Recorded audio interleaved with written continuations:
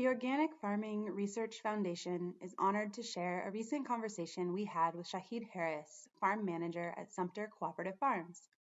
This interview was created with funding from the National Sustainable Agriculture Coalition, Organic Valley's Farmers Advocating for Organics program, and the Natural Resources Conservation Service.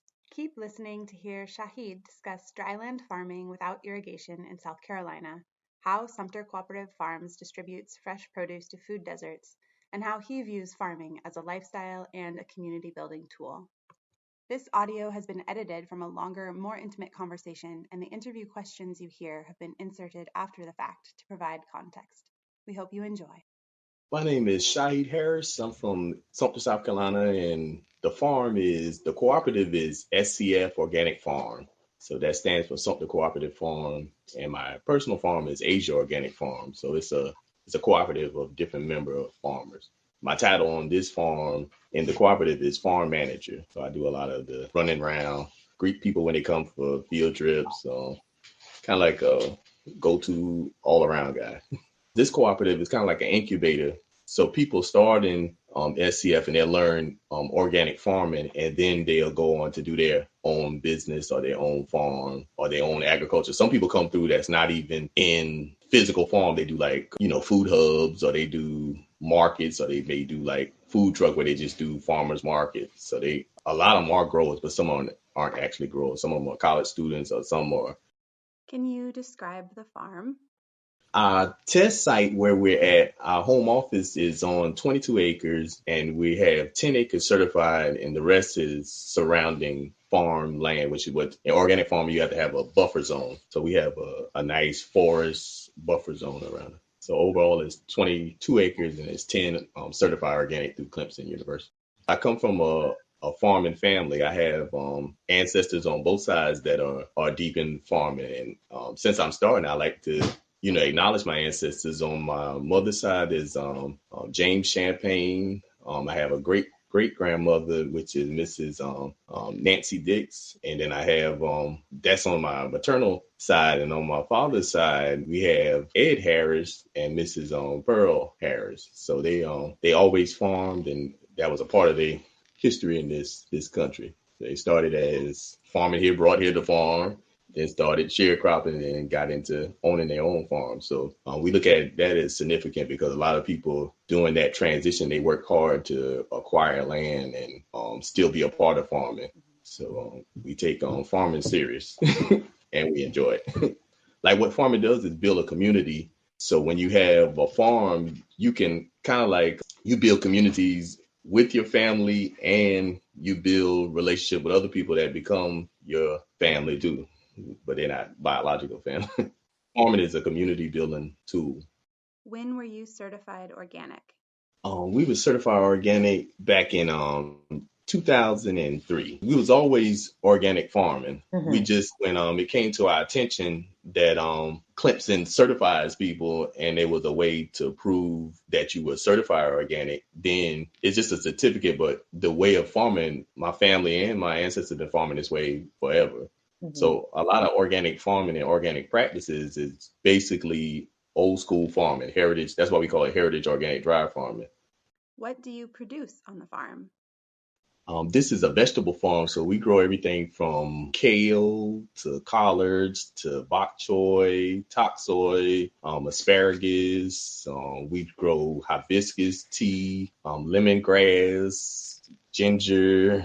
We grow a variety of products, everything from sweet potatoes to muscadines to watermelons. So this is a vegetable variety farm. So, and then we have different vegetables that we'll try them out and we'll see how they grow. So this is more like a test farm where we try different things. Can you talk about ways that you sell or distribute your produce?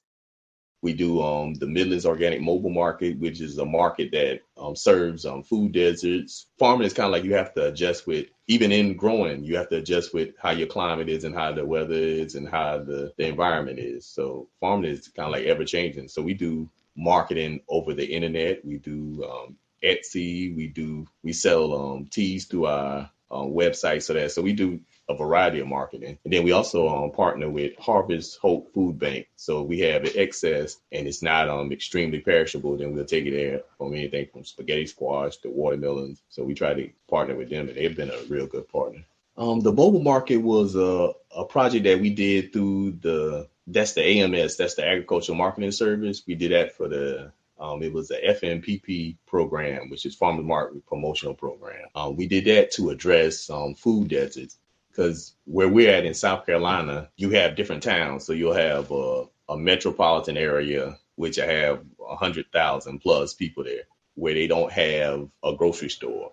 Even in the city of Sumter, you have areas like the south side of Sumter, where it doesn't have a grocery store. So all of the people usually don't have vehicles to drive. So they're basically living out the equivalent of a Young's, which is a gas station, or up north they would consider them like bodegas, or the equivalent of eating from a gas station. So you're getting chips, snacks, oodles and noodles, rice-a-roni, all type of processed foods, and you don't really have access to fresh food. So those are considered food deserts, because the food that they have in those areas that offer it doesn't really have a lot of nutrition. We're stressing that they start a community garden so that they can serve their community with fresh fruits and vegetables, and have like the seniors, they can learn to plant. And a lot of the seniors know farming from historical cases, so they can share their knowledge with the young kids that's in their neighborhood. And it kind of like, it goes back to building a community.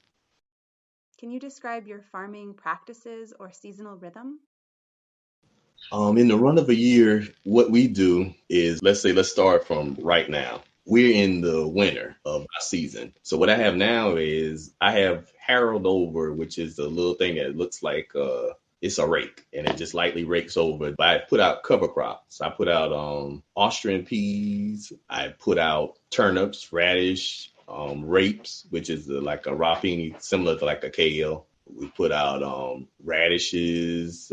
We put out peas and legumes, so that makes a cover crop. And we put out oats, and then we have what they call winter rye. And winter rye is kind of like a blanket. It'll be like over the winter, it'll look like it'll still be green like a grass. So it's all it is a grass. That's to go down into the mitochondria of the soil to kind of like have a network of organic matter. Some people do waste, or they do, let's say, chicken manure, or they use fertilizers.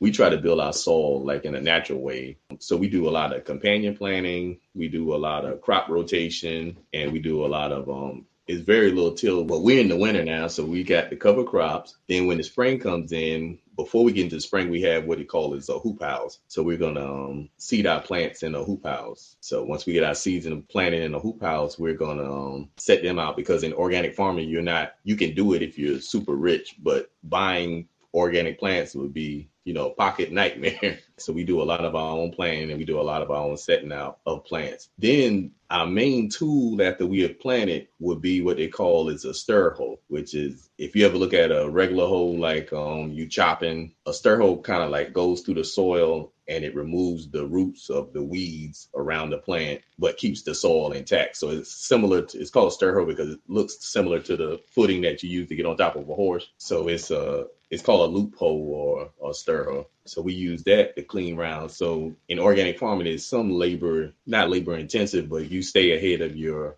plant, then it'll be easier. And then we go into the spring, we'll do squashes, we do spring crop. And then during the run of a year, we'll go all the way around to early in the spring, we'll do lettuces, spinach. So through the run of a year, we'll be doing different products till we go all the way around to the winter, where we'll basically end up with collards, kale, things that can take the cold weather. But during the run of a summer, we'll do a lot of what they call nightshades, which will be a cash crop for us is okras, tomatoes. We do eggplant. So these are plants, once you get them going, they're hard to work with. But once you get okras weed out, separating, they're going, then it's a plant that just keeps giving back. So they're eggplants, okras, tomatoes are produced. So one plant of tomatoes can produce 40 pounds of tomatoes. So we do different things. Like if we have an open area that would be labor intensive, we do spaghetti squash. We do different plants that are shelf stable, butternut squash, spaghetti squash, those things that you can, save and market at a later date. And then we'll start back over again in the winter. And that switches it up so that you don't have to worry about, if you plant one plant in one spot, then bugs will get used to it, bacteria get used to it. So you kind of crop rotate. So that's one of the main things that we do. What are some challenges of farming organically? There's different challenges farming organic. Our biggest challenge is getting people. Farming is addictive. If you start doing it, then you can once you can get people and also getting younger people into farming. Once you get into farming, then it'll be something that you consider every year. And if a person started growing something and actually eat something that they grown or produce something themselves, then that'll change their mindset of how they think about food. That's one of the things that's the challenge is a mental challenge to get people into farming and taking out the concept that farming is hard work. Farming is hard work, but that's not everything. And then also specifically with Black people, they have a history of relating farming to slavery. But in this current time, farming should be related to freedom.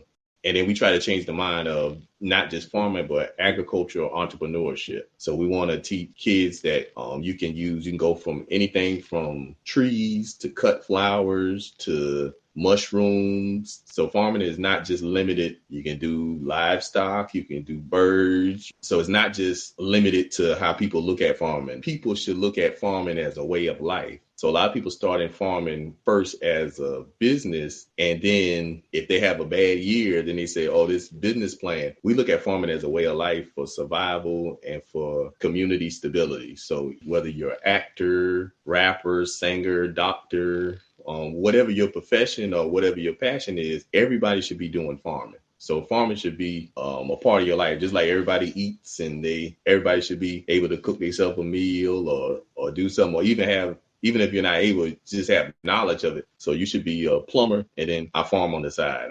I'm a janitor, and I farm on the side. So that's how we look at farming. Far as challenges on the physical farm, far as insects, we can deal with them we do mustards for like trap crops. We do companion planting, and we try to build environments for ladybugs and predator insects too. So if you build your farm to have a natural ecology, then you'll have your pest prey balanced out where you'll be able to get some production out of it. But in organic farming, everything is going to eat. Have you participated in any NRCS programs or other farm support programs? We consider ourselves kind of like the crash test for a lot of the programs because we have did the NRCS Equip program. We did the FSA Conservation Reserve program. We did a couple of programs, and what our co-op does as a co-op, it helps a lot of new farmers that come in to how to go through the programs easier. Because even like with the organic certification, we give advice and consultation for people so that they can make a smooth transition. And also when they're going to get service, to know that this service is available. That's how a co-op works, where you make the road easier for other people that's coming behind you. So we kind of like look at different programs, and we try to go through them and see how we can make them easier for other farmers to go through them. What are the challenges of working with these programs? We look at farming just like how we look at life, that if we have obstacles in front of us, we're just gonna kind of like bulldoze through them. So our ideology is we don't take no for an answer. We keep finding a way, keep moving. This is farming. Sometimes you plant a big hurricane or a big, we had the floods. They come through, they wipe everything out, and you keep going. That's another thing that farming builds, a resilience that no matter what your obstacles, you keep going and you keep planting, you keep rebuilding. Another thing is that we suggest that people that do have land, register your land as a farm. So that's going down to the FSA and identifying your land as farmland. So it's a benefit in that, because a lot of people, we have learned that they've been farming for 50, 60 years and they can't get programs because they haven't been identified as a farm, even though everybody in the town knows that so-and-so farms, but they haven't identified themselves. So that's one of the first thing that when people come to our co-op is identify your land as a farm, even if it's an acre. What are some of the key parts of being an organic farmer? One of the biggest parts of organic farming is record keeping, because you're constantly proving that what you're doing. And a good thing is to get a farm calendar, just to have a record. And even when they do that with learning certain principles of record keeping during the run of a year, you can say where I'm losing at, where I'm making money at, what am I wasting energy on. Like say for instance, on our farm, I'm excited about watermelon, but that don't mean that watermelons make you money. So you say, oh, we got a bunch of watermelons and they $3 or $4 a piece and they're heavy and it took you a truck to get a whole bunch of them and you took them around and you waste a lot of time. But a product like okras is producing every other day. You know, I'm excited about muscadine grape when they come out, but they only last for a certain amount of time. So with record keeping, all of those little planks will work out. But you think something like kale, you can crop those and they come back and they just keep giving and keep giving. But spaghetti squash is a one shot deal. So when you do record keeping, you can actually analyze what's working and what's not working. Why is it important to you to be organic? Well, when we started to become certified organic, we were organic farming all the time. The certification for us particularly, once you build the trust of your community, then the certification is a paper and it's a certificate just like anything else. But what it does is it's a standard for people to go by to build trust. So we was organic farming before the certification, but all it did was kind of like puts a stamp on it, then it's a USDA standard. So it has certain standards that are set so you know what products. So with people like farmers that go to the OMRI list, so the Organic Material Research website, so they can see what products not to use. But in our particular farming, we try to stay with just natural products, but they have a lot of products that they're marketing now that are OMRI approved. So, but it's kind of like just a standard for you to go by. But we would like for people to have a more natural way of farming, a more equitable way of treating people. That was the ideology of the farm, was to come here, learn what you can learn, and then you go on because you have your community or your area to serve. Particularly, we do kind of like niche market where we do what can make profit in a small area. My mom, she's into seed saving. So we have areas of our farm where we let, like the bok choy, we'll let it seed out. And we have videos on it to explain to people how the okras, we save our seeds, watermelons, everything that we produce, because especially in this particular climate right now with the pandemic and sourcing, it's hard to find seeds and it's hard to find enough seeds to farm. Then also with in a network like a co-op, some people might grow a whole bunch of this or that, and even like with the mushrooms, they're not seeds, but they have plugs where they where people basically got to share their plugs with you if you want to get you up like a starter kit for doing mushroom production. So seed saving is definitely a big part of organic farming, and even more so now. Has climate change affected your farming? I think that was back in 2015. We had a big flood of 500 years, and this won't come back. And then in 2018, it flooded worse than that. And then we had some of the coldest weather we ever had. This year, it snowed twice. So, you can see the weather's changing, and you can see the climate's changing. But with organic farming, you just adjust to it. That's why we do heritage organic farming, because we do non-irrigation, because really our biggest problem besides the deers, that's another thing you had touched on, the deers being our biggest pest, but really water damage more crops than drought does. So you can recover from a drought, because a drought, the plant will just kind of like stop growing and slow up. But when you have floods and stuff, that'll actually kill your plants worse. Especially we had asparagus, any type of root plant, potatoes, but like asparagus, we had a nice field of asparagus that got destroyed during that 2015 flood. So we do see climate change, whether it's man-made or just a natural cycle of the earth. Can you talk a bit more about the dry farming that you're doing? Heritage organic dry farming is kind of like a phrase that we coined for natural planting without irrigation. People now in this area, everybody is running to irrigation, which nothing is wrong with irrigation if you need irrigation. But what happens is you have aquifers right down there in the ground with a limited amount of water, and people are pumping water from out of the ground to the surface to feed plants. And also with irrigation, you're training your plant to look for water at the surface level. So when your plant is looking at water from the surface level, it doesn't get a chance to grow deep into the soil and get trace minerals.